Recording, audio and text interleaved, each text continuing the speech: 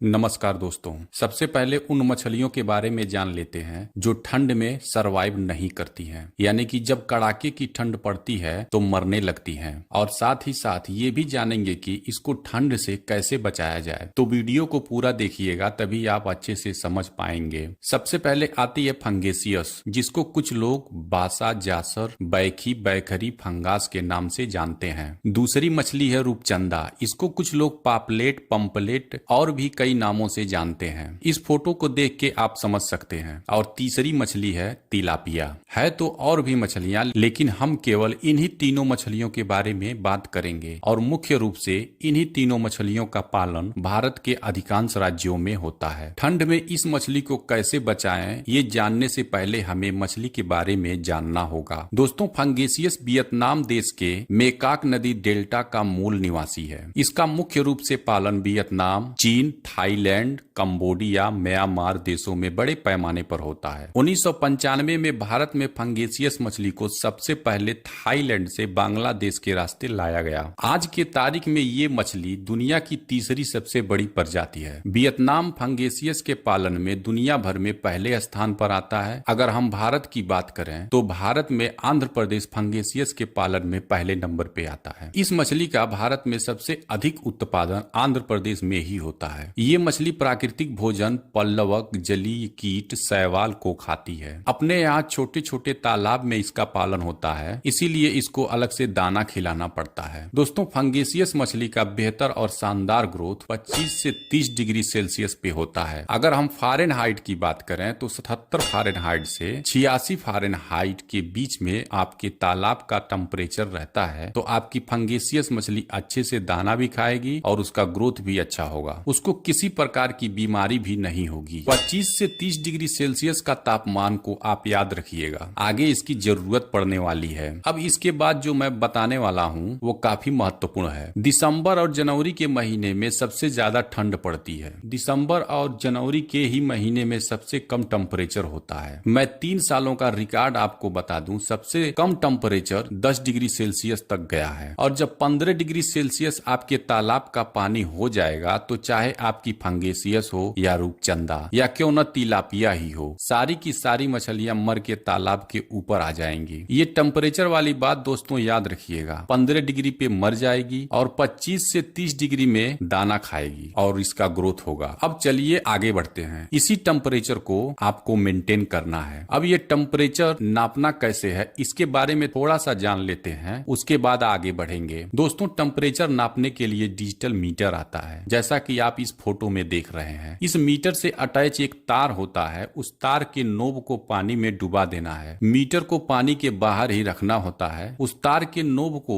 जितना नीचे आप डुबाएंगे वो आपके तालाब के पानी का टेम्परेचर बताएगा। ये मीटर आपको 500 रुपए के अंदर अंदर फ्लिपकार्ट या अमेज़न से आसानी से ये आपके घर तक आ जाएगा। अब वापस मुद्दे पे आते हैं। अगर ठंड के दिनों में सबसे कम तापमान 10 डिग्री तक जाता है 3 सालों के रिकॉर्ड के अनुसार, तो ठंड के दिनों में बोरिंग का पानी भी 20 से 22 डिग्री गर्म होता है। ये नेचुरल है, ये प्रकृति की देन है। ठंड के दिनों में अपने आप गर्म पानी देता है और गर्मी के दिनों में अपने आप ठंडा पानी देता है। दोस्तों याद रखें, एक तरफ से तालाब में पानी चलेगा और दूसरी तरफ से पानी निकलेगा। अगर आपका तालाब आधे एकड़ का है तो 2 HP का मोटर जो हम लोग अपने तालाब पे लगाते हैं उसको रात 10 बजे से और सुबह भोर में 4 बजे तक चलाते हैं तो बड़े आराम से आपके तालाब का टेम्परेचर 19 से 20 डिग्री तक कर देगा। 19 से 20 डिग्री टेम्परेचर हो जाएगा तो आपकी मछली मरेगी नहीं। बड़े आराम से आपकी फंगेसियस और रूपचंदा का बच्चा एक साथ रख सकते हैं। दोस्तों, जब आपके तालाब का टेम्परेचर 19 से